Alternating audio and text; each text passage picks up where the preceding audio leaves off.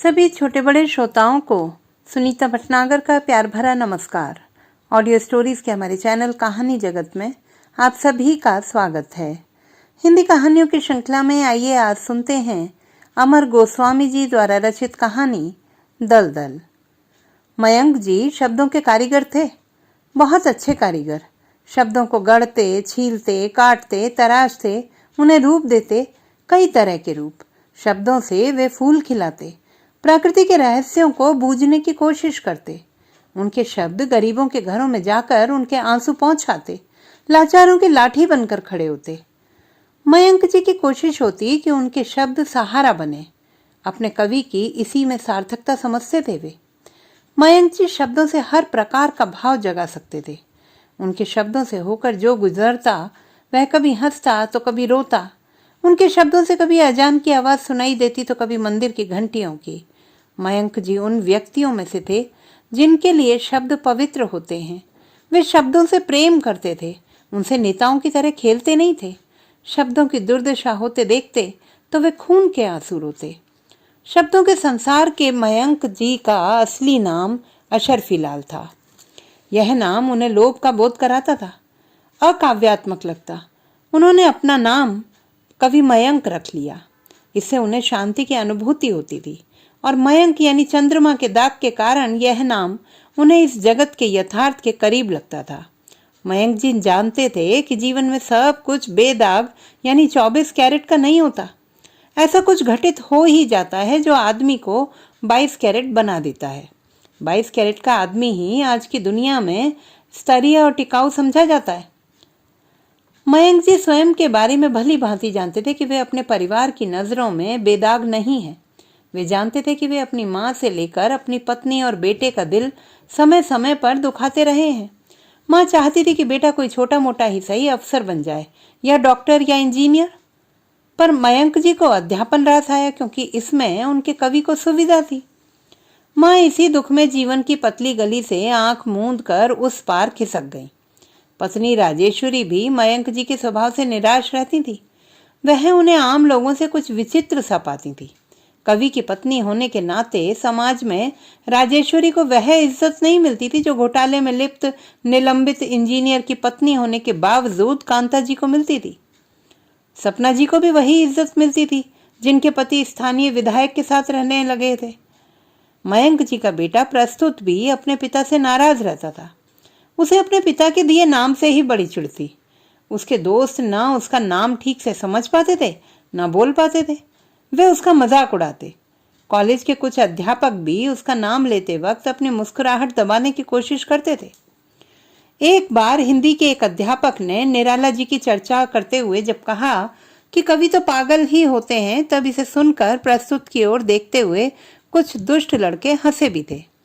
जब कोई बेटा खुलेआम पिता की रुचियों और उनकी समझ पर उंगली उठाने लगे तब समझ लिया जाता है कि बेटा जवान हो गया है। प्रस्तुत ने अपनी मां से पिता के विरुद्ध अपनी असहमति जताना शुरू कर दिया था। राजेश्वरी मन ही मन खुश हुई कि बेटा जवान हो गया है। वह उसकी शादी के बारे में ख्याली पुलाव पकाने लगी। उन्होंने सोच लिया कि जिस दिन प्रस्तुत को अपनी नौकरी की पहली तनख्वाह मिलेगी वे उसी दिन कॉन्वेंट में पड़ी किसी सुंदर लड़की से उसकी शादी पक्की कर देंगी। प्रस्तुत को भी उन्होंने मयंक जी की इच्छा के विरुद्ध कॉन्वेंट स्कूल में शिक्षा दिलाई थी। राजेश्वरी नहीं चाहती थी कि प्रस्तुत बड़ा होकर ठेठ हिंदी वाला बनकर अपना कैरियर बिगाड़े। मयंक जी के शब्दों के संसार में राजेश्वरी और प्रस्तुत घबराहट के कारण प्रवेश ही नहीं करना चाहते थे। मयंक जी की कविताएं साहित्य जगत में भले ही सराही जाती रहें, उनके ही घर में नहीं पढ़ी जाती थी। उन पर एक अघोषित पाबंदी लगी हुई थी। यह पाबंदी मयंक जी की आर्थिक गिरावट को देखकर लगी थी। विवाह के शुरू में राजेश्वरी ने अपने पति की कविताओं को पढ़ने और सुनने में भरसक रुचि दिखाई थी, मगर बाद में उन्हें अरुचि होने लगी थी। उन्हें लगता था कि कविता का चक्कर नहीं होता तो मयंक जी ज्यादा व्यावहारिक होते, औरों की तरह उनका बैंक बैलेंस होता, अपना मकान होता। उन्हें साल 2 साल बाद किराए का मकान नहीं बदलते रहना पड़ता। मकान बदलने में राजेश्वरी को सबसे ज्यादा दिक्कत मयंक की लाइब्रेरी से होती थी। अलमारियों में भरी ढेर सारी किताबों को निकालना, रखना, सहेजना, बांधना, फिर उन्हें नए मकान में जाकर खोलकर अलमारियों में फिर से व्यवस्थित करना बड़ी थकान का काम होता था। किताबों को रखने के लिए अलमारियां भी नाहक खरीदनी पड़ती थी। इसके अलावा और भी किताबें 2-3 संदूकों में भी ठुसी हुई थी, जिन्हें खोलकर देखने की नौबत ही नहीं आती थी। मयंक जी को जब कोई किताब ढूंढनी होती थी तब उन्हें खोला जाता था। फिर तो उस दिन घर में चारों तरफ उस कमरे में किताबें ही किताबें नजर आती थीं, जिन्हें दोबारा ट्रंक में ठूंसने के लिए कभी राजेश्वरी या प्रस्तुत की जरूरत पड़ती थी। उन्हें प्रस्तुत को यह अप्रिय काम करना पड़ता तो वह बेहद बड़बड़ाता। मयंक जी उसके स्वभाव पर मुस्कुराकर रह जाते थे। मयंक जी को अलमारियां विवशता में पुस्तकों की सुरक्षा के लिए खरीदनी पड़ी थी, कुछ तो किताबों को चूहों से और कुछ उनसे मिलने वाले मित्र साहित्यकारों से बचाने के लिए। इसके अलावा किराए के मकानों में शोकेस और वार्डरोब की जगह के अलावा और कुछ रखने के लिए जगह दीवारों में बनाई ही नहीं जाती थी। किताबों के प्रेमी किराएदार इतने कम होते थे और मकान मालिक भी चूंकि इस दीवानगी से बचे होते थे, इसीलिए घर में पुस्तक सजाकर रखने की जगह निकालने की बात किसी के ध्यान में नहीं रहती थी। शोकेस और कपड़े रखने की अलमारी में किताबें रखी नहीं जा सकती थी। मयंक जी को किताबों के लिए हर बार अलग ही व्यवस्था करनी पड़ती, कुछ तो किताबें खरीदने की आदत के कारण और कुछ पुस्तक जगत के सहयोगियों से भेंट में मिलती रहने के कारण उनके पास किताबें निरंतर बढ़ती रहती थी। मयंक जी को पुस्तकें बेहद प्रिय थीं। अगर वे लोक कथाओं के राक्षस होते तो उनकी जान किसी किताब में ही बसी होती। किताबों की बढ़ती संख्या से अलमारियां बढ़ती। जब जब घर में किताबों के लिए नई अलमारी खरीदने की नौबत आती, एक छोटा मोटा महाभारत सा छिड़ जाया करता था।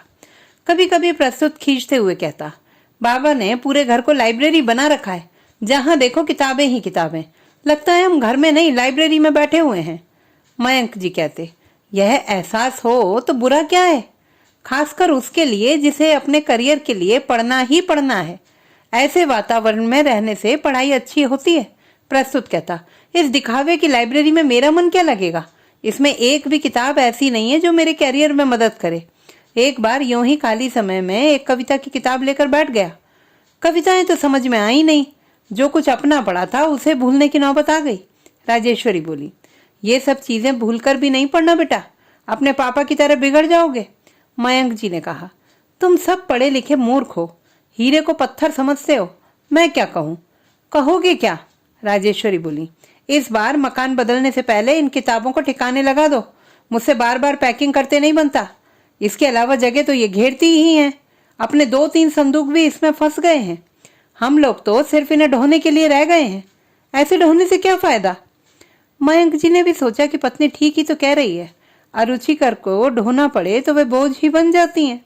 अपना मकान होता तो कोई बात नहीं थी, लेकिन इन स्थितियों में तो वाकई तकलीफ देह है।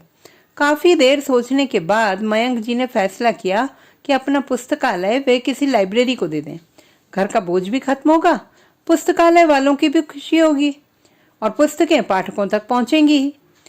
उनके पास ऐसी ऐसी किताबें हैं जो किसी भी पुस्तकालय के लिए प्रतिष्ठा बन सकती हैं। हर पुस्तक एक मोती है, मोतियों की इस लड़ी को उपयुक्त स्थान में रखना ही बेहतर होगा। मयंक जी शहर में पुस्तकालय ढूंढने निकल पड़े। उन्हें आश्चर्य हुआ कि शहर में कोई पुस्तकालय ही नहीं था। आजाद भारत में यह नया शहर बसा था। नए शहर में नए अमीर आकर बसे थे। ये अमीर हर आयु वर्ग के थे। अपनी स्थितियों और पेशों का दुरुपयोग करके अनाप शनाप धन बटोर कर इस शहर में उन्होंने कोठियां खड़ी की थी। पूंजीवाद पर आधारित इन घरों में बाहर छायावाद और भीतर रहस्यवाद नजर आता था। इन भवनों में सुंदर सुंदर कुत्ते और अपनी काया को संतुलित बनाए रखने वाली महामायाएं रहती थी। इन भवनों के सुंदर फाटकों पर सुंदर पुतलों की तरह दरबान खड़े रहते थे। इस नए बसे शहर की सड़कें बड़ी सुंदर थीं, जिन पर बिजली के सुंदर खंभे लगे हुए थे। सुंदर बाजार थे जिनमें सुंदर दुकानें थीं, उनमें अच्छी किताबों को छोड़कर दुनिया भर का सामान मिलता था। पिछले दिनों फैशनेबल किताबों की एक दुकान खुली जरूर थी। उनमें सुंदर बनाने के सुझावों से भरी किताबें, चकाचक विदेशी औरतों के चित्रों और चिकने चटक आवरण वाले अंग्रेजी के चालू उपन्यास बिका करते थे। अंग्रेजी में लिखी ज्योतिष और करियर को सफल बनाने वाली किताबें भी वहां मिल जाती थी, पर साहित्य को छोड़िए हिंदी की कोई किताब वहां नहीं दिखती थी। आजाद देश के नए बने शहर में चारों तरफ अंग्रेजी की भरमार थी। शहर में सुंदर बनाने के लिए अनगिनत ब्यूटी पार्लर खुल गए थे, सुंदर डील डॉल बनाने के लिए जिम खुल गए थे, चुस्ती फुर्ती बनाए रखने के लिए सुंदर गोल्फ कोर्स और क्लब खुल गए थे, हृदय रोगों और मधुमेह पीड़ितों के लिए सुंदर दवाखाने खुल गए थे, जिनमें मौजूद हर चिकित्सक अपने को विशेषज्ञ कहता था। इतनी सारी सुंदर चीजों के बीच मयंक जी को एक सुंदर तो क्या, असुंदर पुस्तकालय की परछाई भी नजर नहीं आई। कुछ बुद्धिजीवियों ने जरूर एक कॉफी हाउस बनाने की मांग उठाई थी। वैसे उनमें से कुछ बुद्धिजीवियों ने पैसों के बल पर संपन्न क्लबों में अपनी घुसपैठ कर ली थी। उन क्लबों में भद्रजन शराब पीकर ताश की चिकनी गड्डियों से अपना मन बहलाया करते थे। उन क्लबों में इसके अलावा snooker, billiards, table, lawn tennis खेलने की भी व्यवस्था थी। पर सबसे ज्यादा मन भद्रजनों का राजनीतिक बहस और अफवाहों में लगता था। इतनी ऊंची किस्म की व्यवस्थाओं में किताबों की बात तो सोची ही नहीं जा सकती थी। नहीं तो बड़े क्लबों में क्या लाइब्रेरी नहीं बनाई जा सकती थी? पहले के क्लबों में जरूर होती थी। इस बीच शहर में कई साइबर ढाबे और कैफे भी खुल गए थे। अंग्रेजी फिल्में दिखाई जाने के लिए 2 सिनेमा हॉल भी खुल गए थे। नई पीढ़ी इन्हीं जगहों में अपना वक्त बिताना ज्यादा पसंद करती थी। मयंक जी ने पुस्तकालय की छानबीन से निराश होकर कई सामाजिक धार्मिक संस्थाओं और ट्रस्टों से जुड़े लोगों से बात की। किसी में भी पुस्तकालय के प्रति उत्साह नहीं था। वे बोले, अरे साहब, साहित्यिक पुस्तकें पढ़ने की फुर्सत अब है किसे? अब तो लौंडे जनरल नॉलेज की किताबें पढ़ लेते हैं, उसी में मोटा मोटी सब मिल जाता है। उसी को पढ़कर कई लोग छप्पर फाड़ के लखपति करोड़पति बन चुके हैं। मयंक जी ने उन्हें इसके बावजूद पुस्तकालय बनाने के लिए प्रेरित करने की कोशिश की। अच्छे साहित्य के जरिए अच्छे संस्कारों की चर्चा की।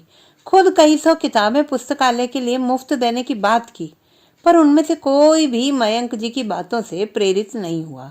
वे नेताओं, अभिनेत्रियों, अधिकारियों, यहाँ तक कि बड़े स्तर के गुंडों की बातों से भी प्रेरणा ग्रहण करते थे, मयंक जी जैसे कलम घसीटों से नहीं। मयंक जी ने इस संबंध में एक पत्र बनाकर 4 अखबारों को भी भेजा। एक अखबार ने जरूर उस पत्र को काट छांट कर संपादक के नाम पत्र स्तंभ में छाप दिया। मयंक जी अपने पत्र की बोनसाई को लेकर नगर के मुख्य प्रशासक से मिले और सरकार के सहयोग से पुस्तकालय बनाने की मांग रखी। प्रशासक ने अगले वित्तीय वर्ष में विचार करने का आश्वासन दिया। मयंक जी लौट आए। इस तरह पुस्तकालय की चर्चा करते, संभावना की तलाश करते 3 ऋतुएं बीत गईं। उस प्रशासक का तबादला हो गया। शहर में एक आलीशान होटल खुल गया, जिसके बेहतरीन बार का उद्घाटन एक विदेशी अभिनेत्री ने किया, जो एक फिल्म की शूटिंग के सिलसिले में भारत में आई हुई थी। शहर के सभी मोटी जेब वालों को उस दिन वहां आमंत्रित किया गया था, जिन्होंने वहां जाकर एक छोटा सा गदर मचाया था। होटल के अलावा इन कुछ महीनों में 3 विदेशी फास्ट फूड के रेस्तरां खुले, सरकारी भूमि का अतिक्रमण कर 5 मंदिर, 2 मस्जिद और एक गुरुद्वारा बनाया गया। दलित सेना ने हल्ला बोलकर एक सार्वजनिक पार्क को अंबेडकर पार्क घोषित करके उसके बीचों बीच गौतम बुद्ध और बाबा साहब की मूर्तियां लगा दी। हाँ, 2 अंग्रेजी स्कूल भी अपने भव्य भवनों के साथ प्रकट हुए थे, जिनमें अपने बच्चों के प्रवेश के लिए लोग मन और धन लुटाने को तैयार थे। इतना सब होने के बावजूद मयंक जी कोई पुस्तकालय नहीं खुलवा पाए जहां अपनी किताबों का वे सदुपयोग कर पाते। उन्होंने पब्लिक स्कूलों की लाइब्रेरियों से भी संपर्क किया। उन्हें हिंदी, वह भी साहित्य की किताबों से कोई मतलब नहीं था। उनकी मांग अंग्रेजी किताबों की थी, वह भी कैरियर संबंधी। जैसा कि पता था, उस मकान को छोड़ने का समय आ चुका था। मकान मालिक ने नोटिस दे दिया था। इस बीच शहर में मकानों का किराया इतना बढ़ गया था कि मयंक जी के लिए वर्तमान फ्लैट से किसी छोटे फ्लैट में जाने की बाध्यता हो गई। हर बार मकान छोड़ने के बाद नए मकान का किराया बढ़ जाता और जगह कम हो जाती। इस बार जो हालत थी, उसमें अपना कुछ फर्नीचर बेचे बिना फ्लैट में रहना मुश्किल था। हर बार मकान छोड़ने की स्थिति आने पर मयंक जी बेहद तनाव में जिया करते थे। अपना मकान न बना पाने के लिए राजेश्वरी उन्हें जिम्मेदार मानती थी। मयंक जी को जली कटी सुनाती। बेटा प्रस्तुत भी पीछे नहीं रहता, कहता, अपनी जिंदगी तो सर्कस की जिंदगी हो गई है माँ, तंबू खोलो और तंबू तानो। मयंक जी के पास पढ़ने की एक बड़ी मेज थी। राजेश्वरी ने कहा, यह मेज बहुत जगह घेरती है, इसे बेच दो। शादी के वक्त मिला डबल बेड का पलंग भी ज्यादा जगह घेरता था, उसे भी बेचना तय हुआ। डाइनिंग टेबल भी जगह घेरता था, इसे बेचकर एक गोलाकार फोल्डिंग डाइनिंग टेबल खरीदने की बात सोची गई। किताबों की 4 अलमारियों में से 3 अलमारियां भी बेचने का फैसला कर लिया गया। पढ़ने की मेज अलमारियां मयंक जी ने दर्जनों में से पसंद करके बड़े अरमान से खरीदी थी। इन्हें खरीदते वक्त उन्होंने अपने कितने ही खर्चों की कटौती की थी, मगर अब बेचने की लाचारी थी। मयंक जी ने अखबार में फर्नीचर बेचने का विज्ञापन दे दिया, साथ ही अपनी पुस्तकें भी सुयोग्य पात्र और संस्था को बिना मूल्य देने की सूचना छपवा दी। पुस्तकों सहित अलमारी देने का प्रस्ताव उन्होंने मोटे अक्षरों में छपवाया था, मगर शर्त यही थी कि लेने वाला गुणी हो जो पुस्तकों की हिफाजत करे। विज्ञापन के जवाब में उनसे फर्नीचर खरीदने के लिए तो कई लोग आए। उनमें से जिसे जो फर्नीचर पसंद आया सस्ते में सौदा करके उठा ले गया। पुस्तकों सहित अलमारी खरीदने के लिए कोई तैयार नहीं हुआ। एक व्यक्ति अपनी दुकान में अपना सामान रखने के लिए उन्हें चाहता था। भरी अलमारी उसके लिए बेकार थी। मजबूरन सारी किताबें निकाल कर उसे खाली अलमारी आधी से भी कम कीमत पर बेच दी गई। 15 दिनों के अंदर फर्नीचर निकल गया, पुस्तकें रह गई। मयंक जी के भीतर कितनी तकलीफ थी उसे वे बता नहीं पाते थे। किताबों से बिछुड़ने की बात सोचकर वे उन किताबों से जैसे और चिपकते जा रहे थे। वे दिन भर उन किताबों के बीच बैठे उनके पन्ने पलटते और अपने ख्यालों में डूब जाते। हर पुस्तक को देखते और याद आता उसे उन्होंने कब और कैसी तंगी के बीच खरीदा था। एक पुस्तक तो कई वर्षों ढूंढने के बाद उन्हें मिली थी। 2 पुस्तकें ऐसी भी थीं जिन्हें खरीदने के बाद उनके पास घर लौटने के पैसे कम पड़ गए थे। वे उस दिन घर तक पैदल आए थे। एक दिन कुछ चीजें खरीदने निकले थे, मगर किताब की दुकान में एक महंगी किताब पसंद आ गई तो वे सामान खरीदने की बात भूलकर उसे खरीद लाए थे। उस दिन राजेश्वरी से उन्हें झिड़की खाने को मिली थी। एक किताब के कारण ही तो उनके एक मित्र से उनकी अनबन हो गई थी। कुछ किताबें तो उन्हें कॉलेज में इनाम में मिली थी। कुछ दोस्तों ने अपने हस्ताक्षर कर उन्हें प्रेम से दी थी। हर किताब पर वे हाथ फेरते और वह किताब जैसे बोलने लगती। उन्हें इस बात से तकलीफ थी कि अपनी किताबों के लिए उन्हें अभी तक कोई योग्य उत्तराधिकारी नहीं मिला। उनके साहित्यिक दोस्त भी उनकी मदद नहीं कर पाए। 2-4 चुनी हुई किताबें लेने के लिए तो वे तैयार थे, पर सारी नहीं। मयंक जी को एक बात याद करके हंसी आ गई।